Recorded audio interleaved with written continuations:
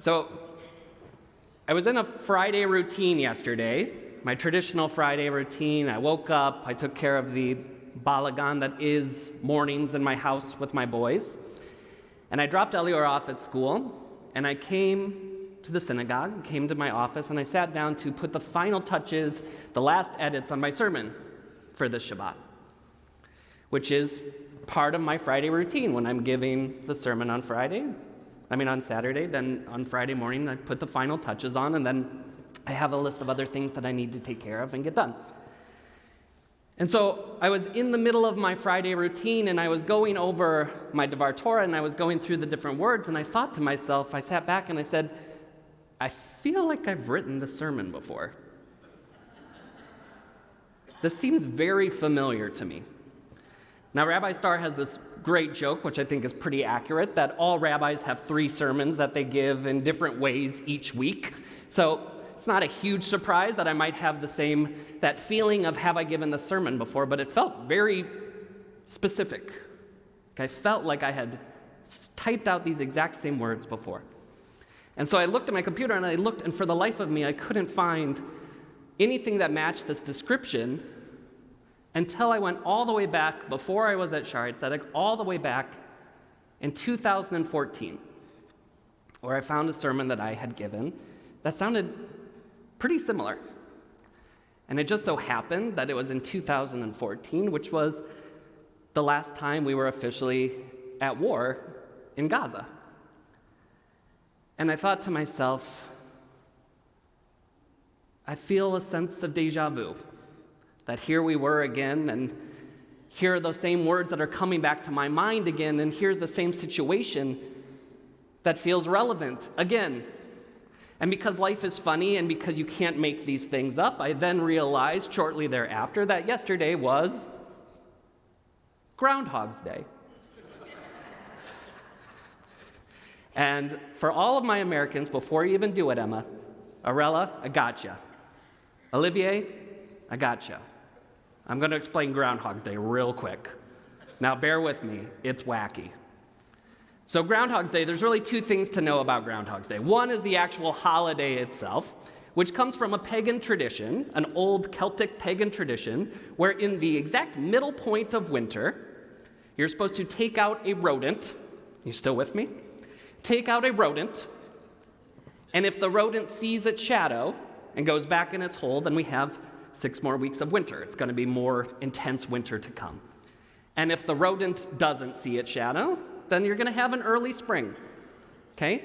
And back in the Celtic tradition where it came from, they used to do it with badgers. Badgers aren't so nice.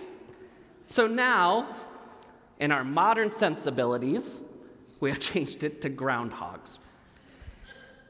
Still here, somehow still with me. And this has become such a big tradition in the United States of America that there is a whole to-do about it every February 2nd, especially in a town called Punxsutawney, Pennsylvania, where a famous groundhog named Punxsutawney Phil, who has somehow been alive for 140 years, emerges from its hole each and every year and tells us if we're going to have more winter or an early spring. And before you all laugh, and you're all laughing, I will have you know that this creature, Punxsutawney Phil, has been accurate 30% of the time, which is not very good. So that's one. That's Groundhog's Day. But in American culture, in American society, there's another aspect to Groundhog's Day, which is very famous and very popular because of the 1993 movie Groundhog's Day, which features Bill Murray and is about a weatherman who is a cynical, pessimistic, grumpy guy who is sent to Punxsutawney, Pennsylvania to cover Groundhog's Day. And what happens is this grumpy weatherman goes to this town and reluctantly, cynically says all the things that he needs to say, tries to finish the job, and there is a big blizzard, and desperately he wants to get out of this job so badly he can't wait to leave, and then he goes and he is snowed in, and what happens the next morning? The alarm goes off, and he lives the same day again. He's stuck in a loop.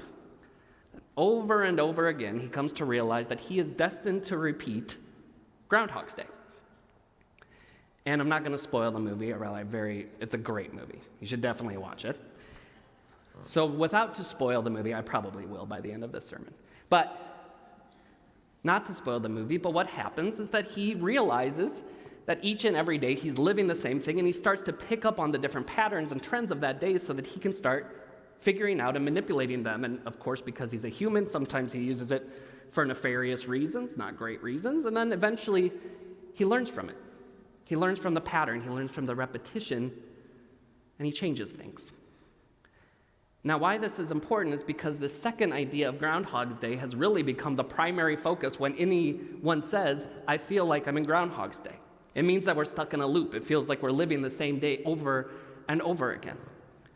And I was thinking about this yesterday when I was finishing up my sermon, and I was finishing up exactly where I was in this headspace 10 years ago, of feeling like I was in Groundhog's Day. This idea of repetition and being stuck in that same place. But then I also thought that in Western tradition, in the West, when we get in that habit, when we get in those places of patterns and repetition, we seem to really frown on them. It seems to be a negative thing, that when we become creatures of habit, that is somehow bad. It's wrong. Now, all of us know that we are creatures of habit because I can tell you exactly where all of you are sitting, even without having to see you. Right? I know where you're sitting. Arella, you did change it up a little bit from over there to over here, but I adapted. I know where you're sitting because we are creatures of habit. And whenever someone points out to you that you're sitting in the same chair, whatever it might be, we seem to, in the West, lament that fact, and we apologize. I'm sorry, we say, I'm a creature of habit, like it's somehow a bad thing. Right? And one of the most colloquial terms we have, or the most cited phrases that we have for this, is a quote that is accredited to Albert Einstein, which is this idea that says, insanity is the idea of repeating the same thing over and over again and expecting different results. That is a Western mentality of habit, of patterns, of doing the same thing day in and day out, which is absolutely fascinating to me because in Judaism, it is the exact opposite. That we try desperately to get into a loop, day in and day out. Our tradition desperately wants us to get into a pattern. And Arella, you just spoke beautifully about this, about your dad, about saying, we're reading the same words over and over again. Each and every year we go through the whole cycle of Torah, and when we finish the Torah, what do? We roll it back and we start from the beginning. We live the same thing over and over and over. And if we're living an observant Jewish life, then we are praying 3 times a day and we are repeating those same words, the exact same liturgy, the exact same terminology, the exact same vocabulary. It might change with Rosh Chodesh or a different holiday, but it is essentially the same. And our rabbis tell us that when we wake up and we say the words of Birkot HaShachar, that we are supposed to say those exact words, and we are supposed to go through the exact same pattern and the exact same tradition over and over and over again. Our rabbis want us to have Groundhog's Day. Because to our rabbis, the goal is something completely different than what we think about in the West. Our Western tradition tells us that we have to shake things up, that we have to get out of our habits, we have to break out of our patterns so that we can change the world, so that we can change ourselves, so that we can change our communities, so that we can change the world around us, because when we're stuck in a status quo, nothing can get done. But our rabbis of blessed memory were so incredibly wise that they realized that we can't do anything until we start noticing the patterns ourselves and understanding who we are when we're part of them. So Arella, just like you said, that we might read the same words over and over again, but we are fundamentally different every time we read them. And our tradition hopes, our tradition begs of us that when we're reading, that when we're praying, that when we're saying a bracha, before we eat a piece of food, before we drink water, before we even use the bathroom, this is built into our system, that we take 10 seconds before we are in our habit to pull ourselves out and to think about what it means in the world around us. 10 seconds. And that it radically changes the way that we do everything. We just talked not long ago about what we're supposed to do with the Amidah, right? Whether we imagine ourselves to be the angels up in the heavens davening with the angels as they're praying to God, but how many of us actually step back and think about that before we do our Amidah? Again, our rabbis knew that we were supposed to do something, so before we even go into our Amidah, what are we supposed to do? We're supposed to take 3 steps backwards, 3 steps forward, and we're actually supposed to say a mantra. Adonai sefatai tiftachu fi agiti hilatecha. Adonai, open my mouth so that my mouth may declare your glory. 10 extra seconds to say, what I'm about to be doing, I do every day, multiple times a day, but I need to check in with myself first. What does it mean to say the words I'm about to say? What does it mean to pray with the angels? I think ultimately what this comes down to is that Judaism is not a rigid Western structure. It's not. It's this beautiful balance, it's this beautiful harmony between the West and the East, where yes, we are supposed to have courts and we are supposed to have a judicial system, but the first framework of all of that is halakha. And halakha, we so often mistranslate as law. But halakha comes from the word lalechet, which means to walk. Halakha is about walking with God. Not rules, not things that we have to do, but what does it mean to really walk with God? That is halakha. And I think the great secret of halakha is that God is walking with us regardless of what we do. If we say that bracha or not, if we think about ourselves with the angels or not, if we even daven the Amidah or not, God is walking with us. But what our rabbis desperately want us to do is realize that God is walking with us. There's a great quote that comes from Oscar Wilde, who writes, "All of us are in the gutter, but some of us are looking at the stars." I think that's kind of a cynical bummer of an expression. So if I can change it a little bit, I think what the rabbis want us to know is that all of us are walking with God, and some of us realize it. And some of us realize it. I finished my morning routine yesterday, and I didn't give the sermon that I wrote, obviously. And I didn't continue on doing what I normally do, not at first, but I took 10 minutes to myself, and I didn't do anything.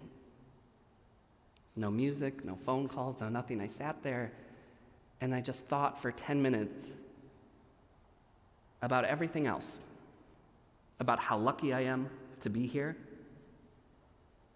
about how blessed I am to have a family where there's a balagan in the morning, about the coffee and the caffeine that was going through my blood that I so desperately needed at that moment. All of the different things that are built into the pattern of my daily life that desperately need to be recognized. With the whole idea, with the whole thought that regardless of if it's Groundhog's Day or not, that the pattern is the blessing. And that the pattern is the invitation to walk with God. But it is the intention before it, the slowing down, the taking a step back that asks us to say,